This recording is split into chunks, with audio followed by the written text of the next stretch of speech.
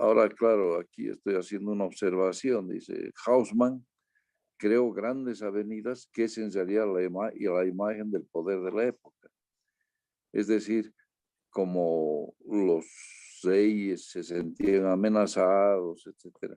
Haussmann, que era prefecto del Sena en París, dijo, yo tengo que velar por la seguridad ciudadana y dar normas de higiene. ¿Cómo voy a velar por la seguridad ciudadana si la gente vive en calles estrechas, sinuosas, donde pueden hacer cualquier momento un levantamiento, arman sus barricadas y es muy difícil controlar? Eso se ve en Los Miserables también, ¿no? En la novela o en la película.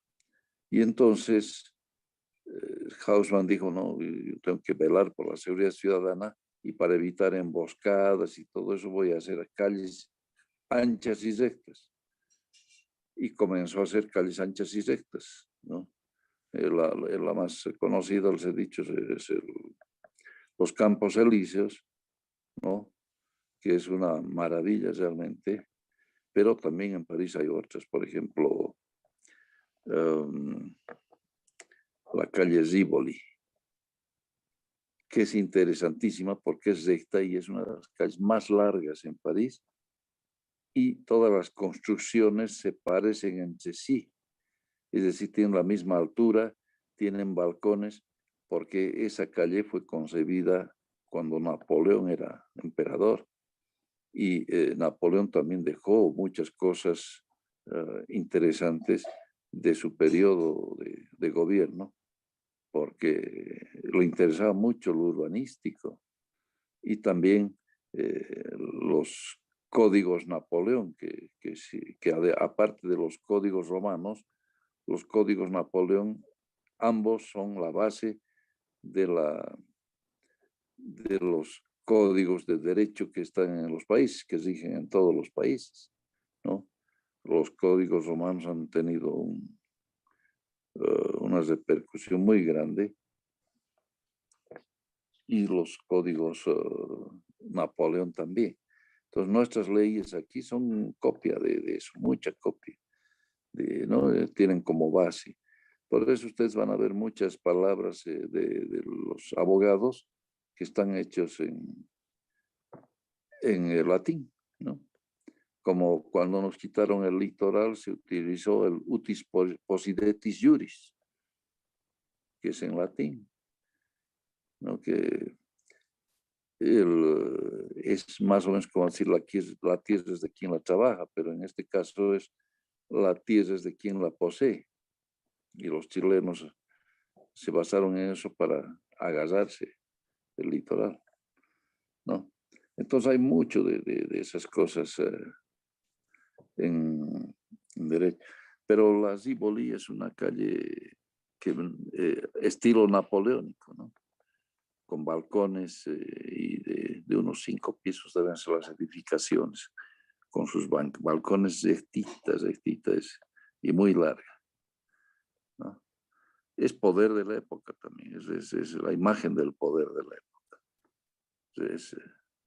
¿No? Por eso dice Haussmann que hay grandes avenidas que es en realidad la imagen del poder de la época.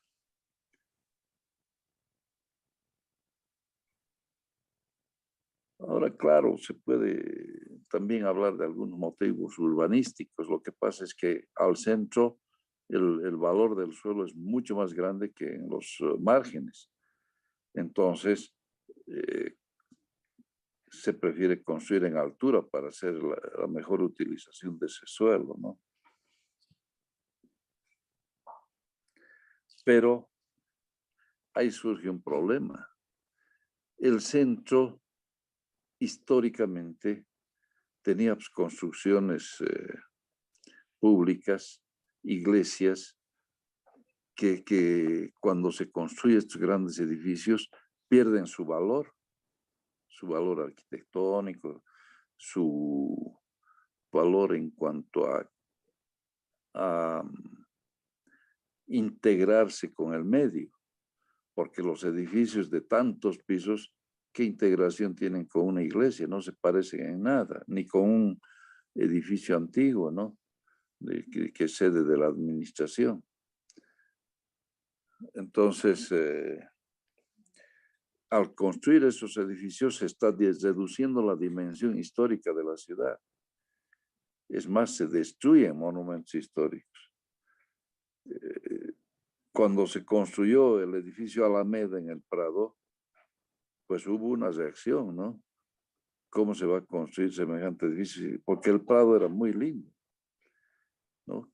Construcciones más o menos de una cierta altura, pero que tenían sus propias características. Era muy, muy bonito el Prado, pero imagínense que surge ahí alguien que se le ocurre hacer un edificio. ¿Qué tiene que ver ese edificio con el resto de las construcciones? Nada. Entonces, ha roto totalmente la, la complementariedad que había entre las construcciones, ¿no? Y eso ha estado pasando porque se ha ido construyendo un edificio, otro edificio y han quedado edificios aislados. Las construcciones antiguas han sido aisladas, ¿no? Entonces se consideraba solamente como histórico, como interesante las iglesias, las sedes de las instituciones y el resto han ido demoliendo, ¿no? Han demolido viviendas y han hecho que se pierda fuerza en esa complementariedad que había en el conjunto. Entonces, ahí surgen dos problemas que se tratan de resolver actualmente en los centros urbanos. ¿Cómo hacer que la gente vuelva al centro? Que vuelva a vivir al centro la gente. ¿Cómo revitalizar el centro? Hacer que haya vida, que la gente vaya, que se mueva, que pasee, ¿no? Entonces, se plantean dos cosas. La primera aquí, vamos a ver, es restituir una parte del centro a los peatones. Es decir, la peatonización de calles centrales. ¿Pueden ustedes dar un ejemplos de calles centrales peatonizadas en La Paz? La calle Comercio, ingeniero. Perfecto. ¿Nombre? Gabriel Gironda. Ya. Gracias. La Comercio, por ejemplo, en principio era una calle. En aquella época todos los transportes públicos querían pasar por la plaza, ¿no? Entonces, entraban de la Montes, cortando el tráfico que venía por la Mariscal Santa Cruz para entrar a la Montes, de bajada de la Montes, cortaban y entraban a la Comercio, ¿no? Y iban por la plaza. Unos buses así, de esos antiguos, ¿no? Pero el hecho es que la Comercio no es una calle muy ancha, es delgada. Entonces, para que haya dos carriles, las aceras eran pues de medio metro o 70 centímetros. ¿Cómo pueden los peatones moverse en unas aceras de 70 centímetros?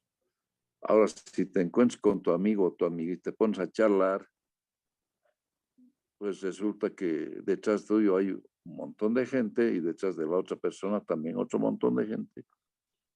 Y que, bueno, o tienen que bajarse de la acera para continuar caminando, o si no, participar en la conversación, pues, ¿qué van a hacer? ¿No? Entonces, no es un espacio social, ¿no? Esas aceras estrechas, no es pues un espacio social adecuado.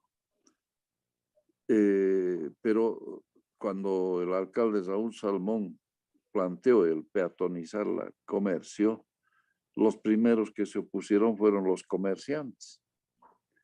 Dijeron, ¿cómo vamos a traer nuestros productos a la tienda? ¿No? esa era su preocupación.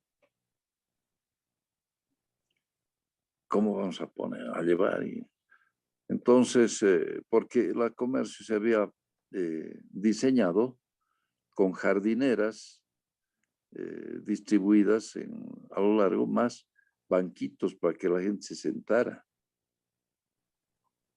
Así era la peatonización. Entonces dijeron, ¿cómo van a entrar los carros trayéndonos las mercaderías, etcétera? Entonces el alcalde les dijo, bueno, vamos a hacer que las jardineras sean móviles y también los bancos.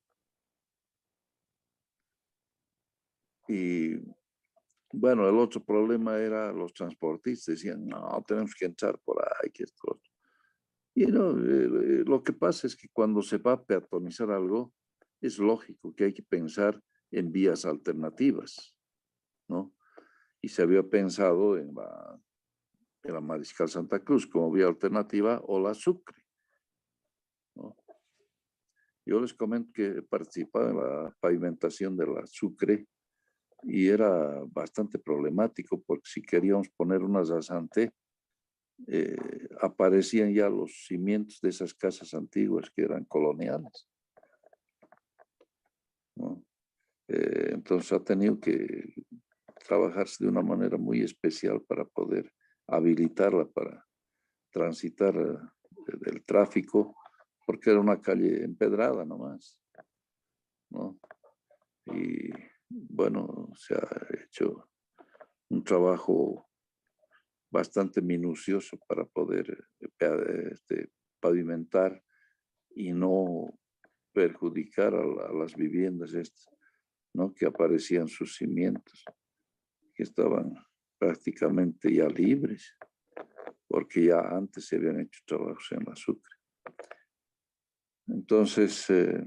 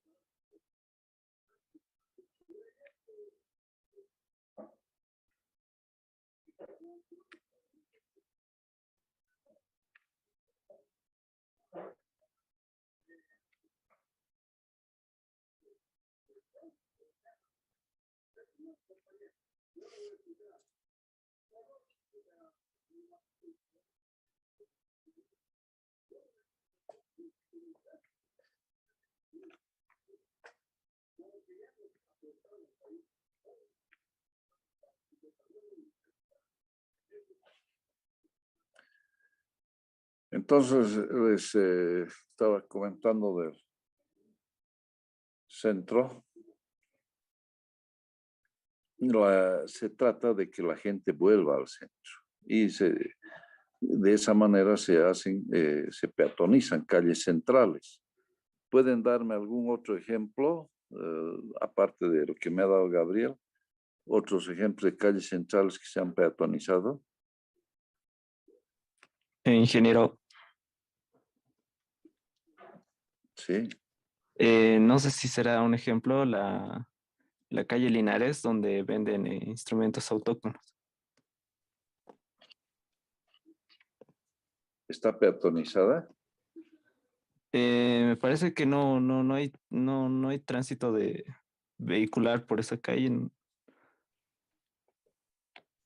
No sé, hace tiempo que no voy, pero bueno, en realidad ahora no hay pues ni turistas, así que no hay circulación de nada.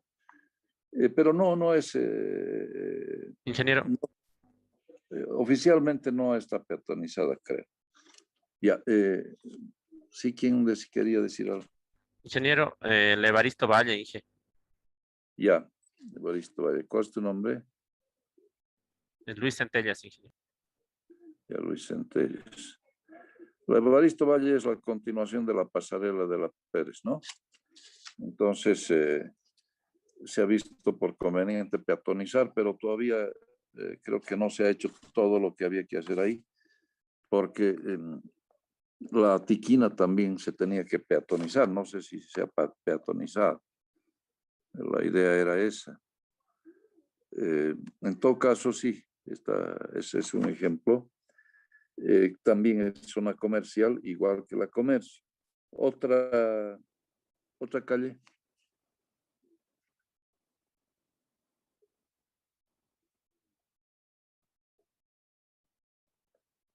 Inge, una pregunta en esto. ¿Entrarán espacios públicos como por ejemplo los atrios, atrio de San Francisco? Suele ser lugares para socializar, me parece. Sí, sí, pero no es peatonización exactamente, ¿no? Por ejemplo, yo les voy a dar un ejemplo, la Jaén. La Jaén es una calle que se ha peatonizado y es una calle más bien histórica, ¿no? Entonces, no solamente son los lugares donde hay comercio, sino también donde hay historia. Y en Alemania, en Colonia, por ejemplo, han encontrado restos arqueológicos de los romanos. Entonces también se ha peatonizado la parte central, ¿no? Está peatonizada y específicamente donde hay estos restos arqueológicos. O sea, no solamente es el comercio o la historia, sino también la arqueología, porque además llegan a un museo romano. Han hecho un museo para mostrar las cosas que han encontrado ahí en Colonia, ¿no? Pero ese centro, el centro es todo peatonizado. Todo es peatonizado, entonces la gente va y es lleno, es lleno. Y la gente está caminando, hay comercios, hay lugares de expendio de alimentos, cafeterías, ¿no? Bancos, hay una serie de cosas, ¿no? También venden artesanías, también las tiendas de ropa y cosas así. Entonces la gente entra y sale y saben que lo que se ha logrado con eso es revitalizar el centro, que la gente vuelva al centro, que sean espacios sociales, como tú has dicho respecto, como dijeron sobre las iglesias, ¿no? Los atrios, son espacios sociales, ¿no? el atrio de la universidad, por ejemplo, está cobrando mucha importancia porque hay actividades de distinto tipo. Pero hablando de la universidad, estamos muy cerquita. En el Prado se peatoniza también el Prado a los domingos, ¿no? Entonces una peatonización no es permanente, también puede ser temporal. La peatonización de calles centrales puede ser permanente o temporal. La cosa es crear los espacios necesarios para que la gente vuelva al centro, socialice, ¿no? Porque se necesita aspectos de intercambio social, ¿no? Que es revitalizar.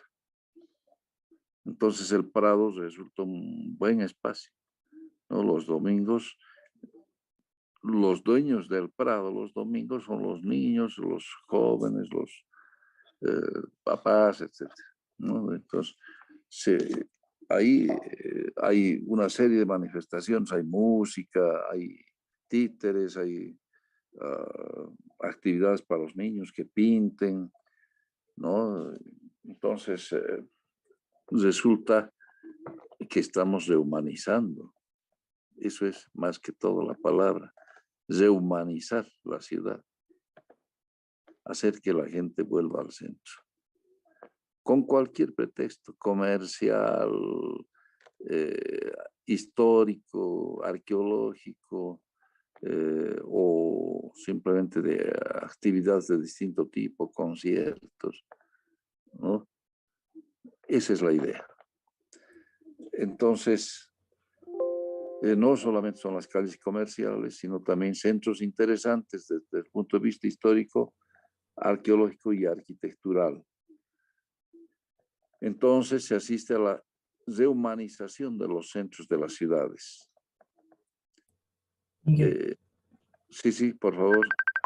La rehumanización también podría estar entre la parte cuando hay, por decir, en fechas importantes o eventos como feriados, por decir a las citas, en Navidad, se utilizan espacios como de la calle Mariscal, también utilizan temporalmente, digamos, eso sería, estaría entre los ejemplos, ¿sí? Para Sí, la... claro, ah, puede ser, puede ser. Las salacitas se ocupan, bueno, tienen ya un espacio, pero antes las salacitas se hacían, digamos, sobre la Avenida del Ejército.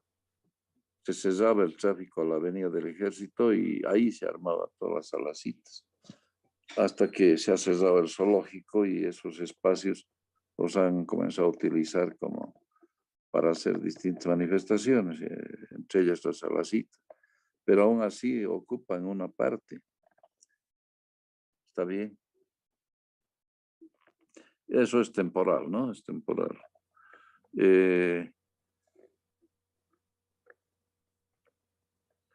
Porque antes se quería hacer circular los vehículos en calles estrechas, ¿no?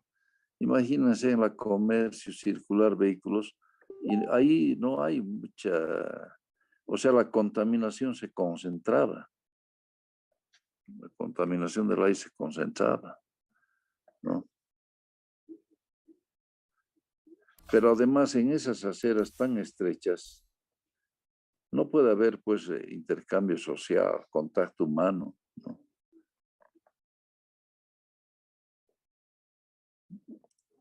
Ingeniero, Sí, por favor.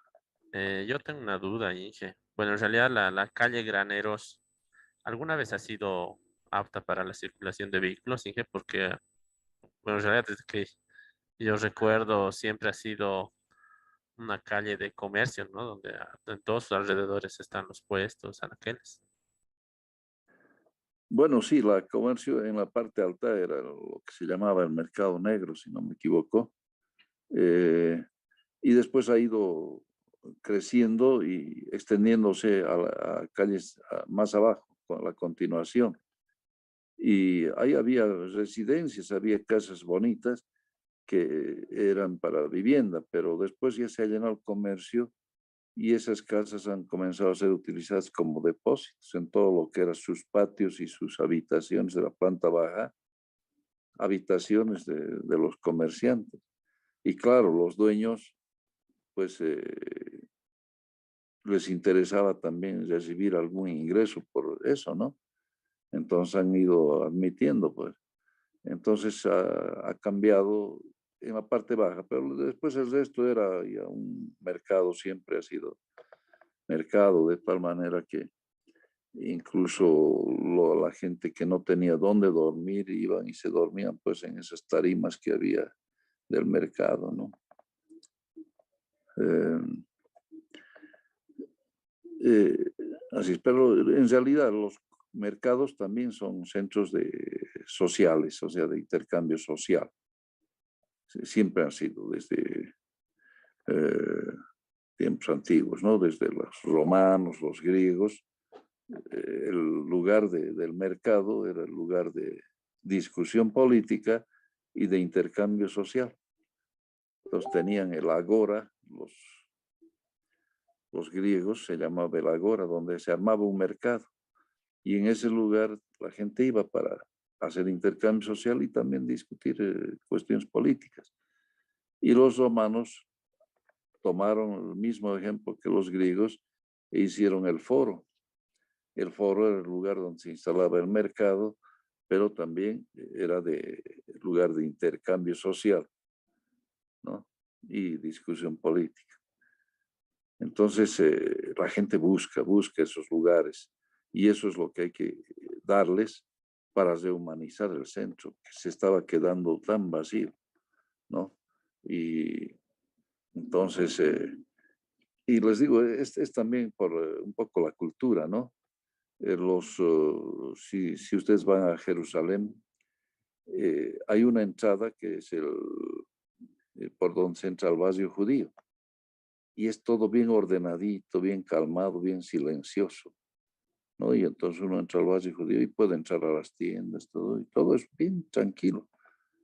Pero si vas al barrio árabe y entras por la puerta de Damasco, apenas pasas la puerta de Damasco, es un griterío increíble, porque es un mercado ahí. Y la gente está, pues, esa es vida, ¿no?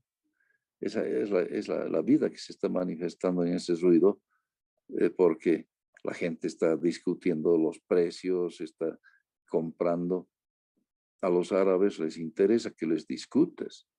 Una hora puedes discutirse el precio y hacerte rebajar a menos de la mitad. Y se quedan felices, porque esa es su vida, ¿no?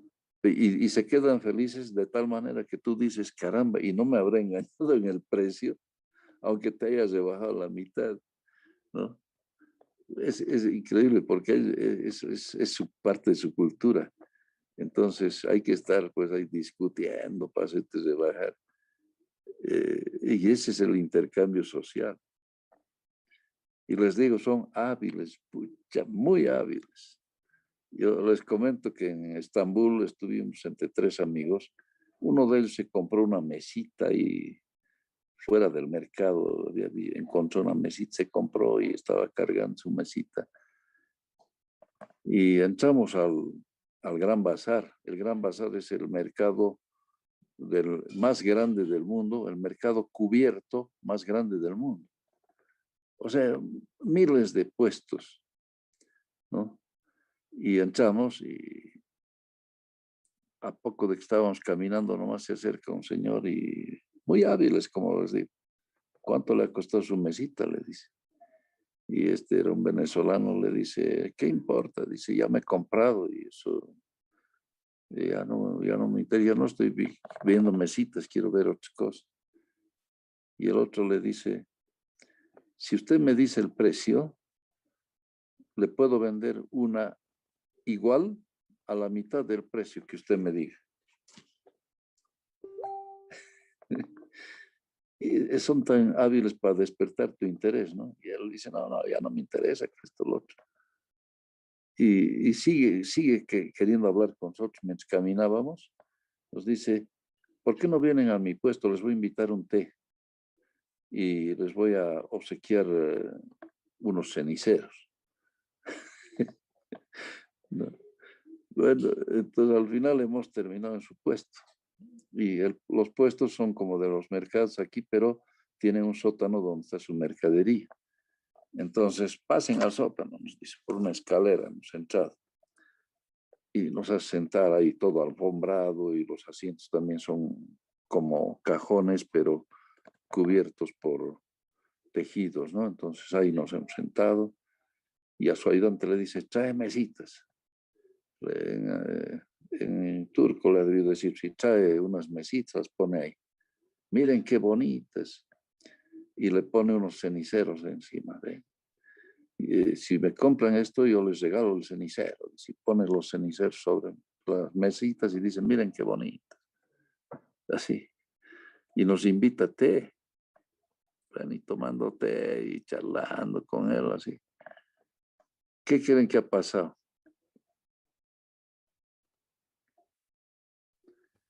¿En ¿Le qué? compró la mesita? Los tres hemos salido con nuestras mesitas y ceniceros. Y saliendo de ese mercado grande, nos hemos matado de risa y hemos dicho, ¿y ahora cómo vamos a llevar en nuestras maletas? No sabíamos qué hacer. ¿Cómo nos hemos dejado convencer? ¿No? Es increíble. Es que esa es su vida de ellos. Tienen que convencerte. Y bueno, hemos hecho maravillas para tratar de llevar. Yo la llevo en mi mano y al entrar al avión me dice, ¿y eso qué es? Es mi mesita. Más bien buena gente, la azafata me dice, traiga aquí, se lo voy a poner donde ponemos colgamos nuestras ropas, el personal del avión, ¿no? Entonces, era como un closet así, ahí lo ha puesto mi mesita. El otro se fue directamente de ahí, voló a Roma y lo metió a su maleta, su maleta era como de cuerina, así, ¿no? Entonces se inflaba. Ahí la metió. No sé cómo lo han hecho pesar, qué habrá hecho, no sé. Y el otro ha llevado también en su mano, igual que yo. Nosotros volvíamos a Tel Aviv. Así, increíble, pero no, entonces el mercado es el lugar de intercambio social y la gente es en esas ciudades árabes sobre todo, el mercado es increíble. Ahí en Jerusalén era un bullicio y te siguen y te ofertan una serie de cosas, ¿no? Y te van mostrando y te dicen, mira qué bonito que es esto. Y te voy a rebajar y cosas así, te siguen. Y se molestan si les pagas lo que te piden. Recuerdo que estábamos con unos uruguayos en Jerusalén y se compran unos como turbantes, así, ¿no? De los árabes. Y eran bonitos, un tejido muy lindo. ¿Y cuánto tanto? Digamos $15. Ya, les pagan así. Y se ponen, ¿no? Y los otros como que se quedan disgustados. Querían que les discutan, ¿no? Entonces, y después, claro, yo fui también, después volví a ir y busqué y discutí y me dieron en la mitad, pues. Así son las cosas. Bueno, ustedes han participado en algunas cosas y me dan sus nombres, por favor.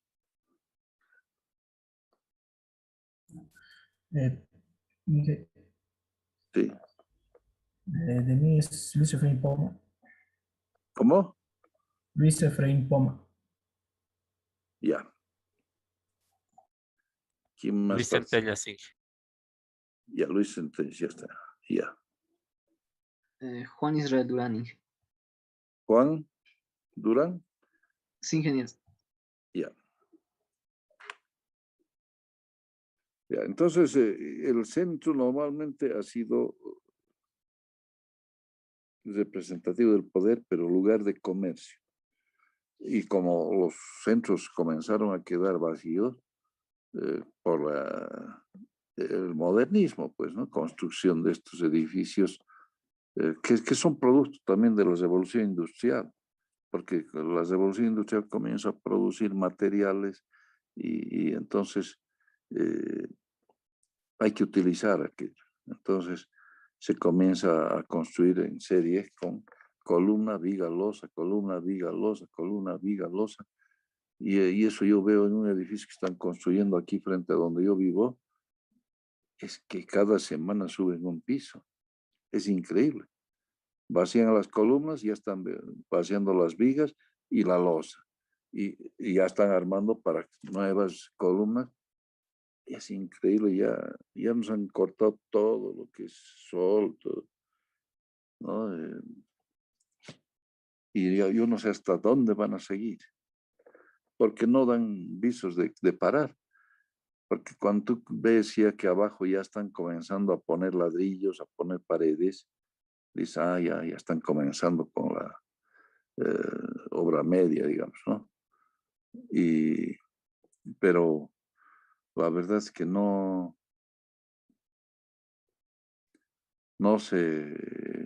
paran. No han comenzado siquiera para ganar tiempo, digamos, a estar haciendo la parte de abajo, ¿no? Es increíble como... Entonces, ahí surge el modernismo, pues, no se construye... esos edificios tú los puedes encontrar, o ustedes los pueden encontrar, no solamente aquí, sino en cualquier lugar del mundo, ¿no?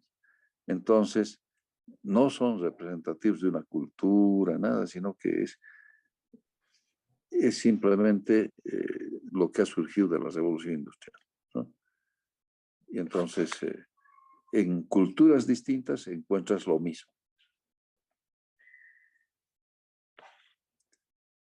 Ahora, hablando de la comercio, por ejemplo, fue interesante porque se peatonizó, había las jardineras, los bancos, era bonito. Y además aparecían conjuntos folclóricos ahí, que comenzaban a tocar, a veces del Perú llegaban, tocaban, porque hay manifestaciones de tipo folclórico y también de otro tipo, ¿no? Así hay gente que comienza a cantar, a tocar, a bailar. Era interesante, ¿no? Y la gente pues se sentía atraída por eso también. Pero han comenzado a desaparecer todas las cosas de allí. O sea, las jardineras han desaparecido, los bancos, ya queda casi nada. Sus patitas les han llevado a otro lado. Pero es un cambio urbano fundamental, ¿no? Y no, más bien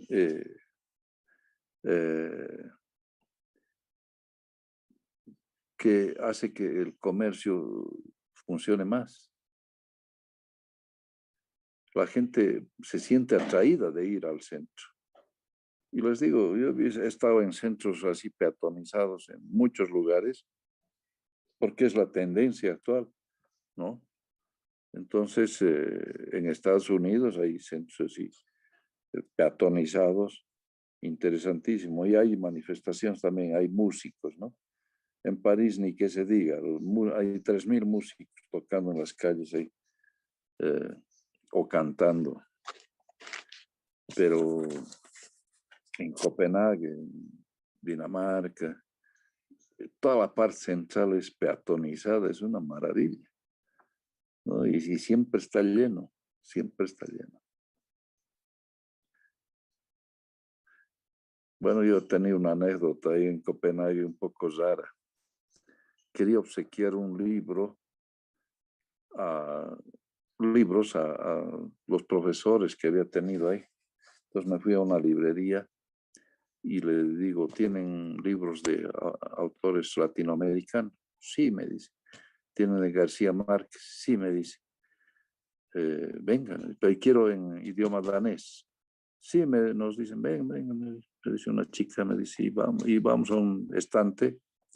Me dice, estos libros son de García Márquez. Ya le digo.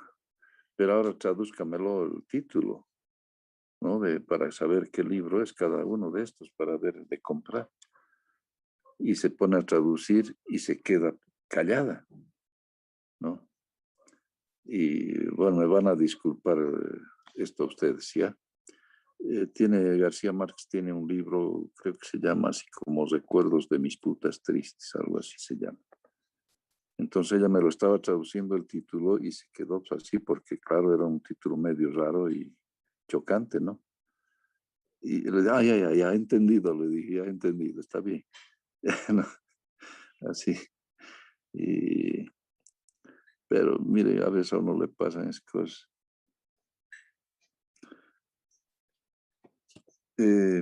Son calles así, hay librerías, tiendas de ropa, de todo, y ni qué decir de comida rápida, de comida normal, restaurantes, pues hay de todo. Comida china. Mis amigos se compraban las cajitas chinas famosas, que era lo más barato. Y yo, pucha, no, que voy a comer cajitas chinas. Una vez comí, no me gustó. Así que me iba yo al KFC, que era un poco mejor, que son los Kentucky Fried Chicken, ¿no? O sea, brosters, pollos a la broster. Eso me servía. Y entonces, así, cuando no teníamos el almuerzo, porque días de semana teníamos almuerzo en la dirección de carreteras de Dinamarca. Tenía un comedor que era buenísimo y económico, ¿no? Entonces tú te servías lo que querías y pagabas un monto aceptable. Y entonces, eso es lo que hacíamos nosotros, ¿no? Servirnos ahí después. Solamente los fines de semana, que sábado, domingo, a veces sábado pasábamos clases también, pero no había comedor. Entonces teníamos que salir a comer algo al centro. Y entonces estos chicos se compraban esas cajitas chinas, pero a mí no me gustaba mucho. Pero era lo más económico realmente. Vean, entonces es un cambio fundamental. En todo lugar van a encontrar calles peatonizadas, en todo lugar. Donde yo vivía en Bélgica igual era peatonizado y mucha animación, mucho movimiento, ¿no? Y siempre uno se encuentra con alguna amistad por ahí también y te pones a charlar y comentar y cosas así. Entonces, el problema del centro es distinto al de los barrios espontáneos, por ejemplo, ¿no? Hemos visto en los barrios espontáneos qué hay que hacer en el barrio espontáneo. Hay que dotar de servicios, hay que dotar de equipamientos, hay que legalizar sus construcciones, ¿no? Esas cosas. El centro tiene otro problema. Hay que revitalizar el centro, rehumanizar el centro, ¿no? Entonces, hay cosas fundamentales como esto, por ejemplo, la peatonización de espacios centrales, ¿no? Y hay otro aspecto del que vamos a hablar ahora, pero si se corta volvemos a entrar, ¿no? Sin embargo, cuando peatoniza algunas calles centrales, hay que pensar en algunas cosas. Una ya les he dicho, que es calles alternativas para que circule el tráfico. Y el segundo aspecto es que mucha gente va a querer ir a la parte peatonal en su vehículo. Entonces hay que buscar o hay que ver de que existan parqueos, porque la gente va en su vehículo, puede parquear e ir a pasear esa parte peatonal, ¿no? Entonces hay que prever los parqueos suficientes, ¿no? Porque si no, también se está creando un problema de tráfico que puede asfixiar a la ciudad. Ese es el aspecto. Entonces pasaremos a ver otro aspecto que concierne al centro, que es la renovación urbana. Aquí está cortito aquí, pero ese es fundamental, la renovación urbana, ¿no? Cuando Alemania salió de la guerra, estaba destrozada totalmente. Tanto habían bombardeado a Alemania que pues, las ciudades estaban pues totalmente destrozadas, habían sido dañadas las construcciones. ¿Qué hizo Alemania? ¿Demolió todo? ¿Lo dejó planito para construir de nuevo? No. Los alemanes reconstruyeron como era antes, comenzando de Berlín, porque era la capital y era una ciudad muy bien planificada. Imagínense, en esos años Berlín ya era una ciudad planificada, muy planificada, avenidas anchas, ¿no? Y construcciones, pero tremendas. Y la parte de la gente, de los edificios de departamentos, también eran más o menos de 6 pisos. Los edificios no usaban ascensor, pero eran construcciones de viviendas, para viviendas. Lo interesante era que los edificios rodeaban un gran patio central. Entonces, a ese patio central no entraban vehículos. Y la gente que vivía en los edificios bajaba ahí y tomaba el sol, los viejitos, las señoras con sus guaguitas bajaban, los niños jugaban ahí. Y eso era interesantísimo. Y como les digo, ya estaba muy bien planificado en Alemania eso. Y era interesante. Entonces, han reconstruido todo eso. Han restaurado lo que quedaba. Han restaurado. Y tienen una corriente los alemanes, ¿no? Respecto a eso, de que es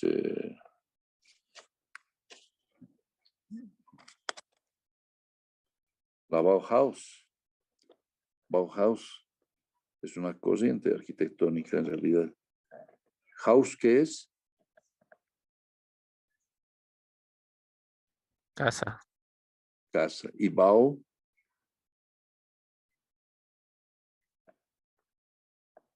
ya no saben. Eso es nuestro rubro, es construir. En alemán, Bauhaus es construcción de casas, ¿no? La Bauhaus, entonces es una corriente que han creado y se llama Bauhaus.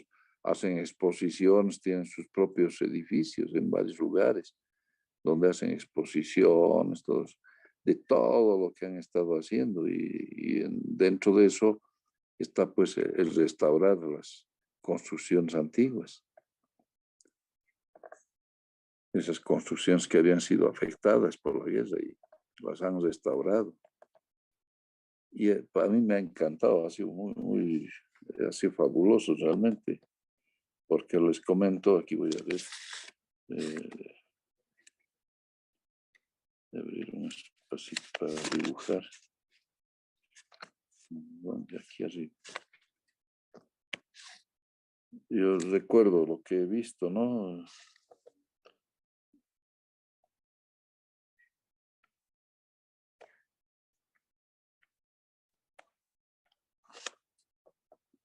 Recuerdo que había un balcón, así.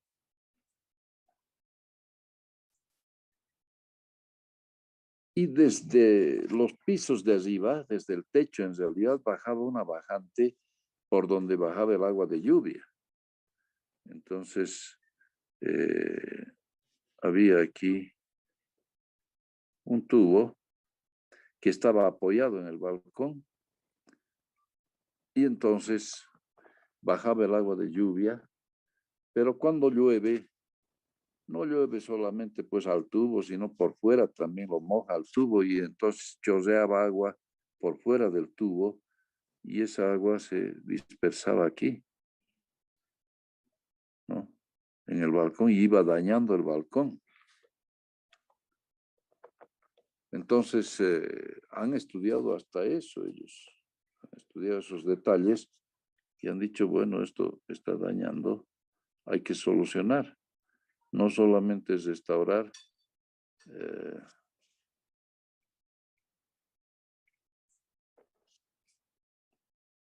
no solamente es restaurar como estaba antes, sino también que mejor que antes para que ya no se dañe.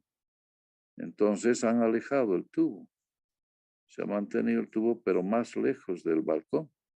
No, claro, esto es esquemático nomás lo que estoy haciendo porque el tubo en realidad sería igual así, parecería, pero ya alejado del balcón. Entonces ya no está, ya no hay agua que vaya remojando estos balcones, ¿no? Porque se ha alejado una cierta distancia del balcón. Eso, por ejemplo, que me pareció interesantísimo, cómo a ese nivel de detalle han llegado para poder restaurar, ¿no? Y construían casas enteras en las edificaciones que ellos tenían, los espacios, había una casa entera construida como era antes, ¿no? Pero para estudiarla. Entonces, yo recuerdo que entré casualmente ahí, pero fijándome el piso porque veía que estaba mojado. Entonces había piedritas.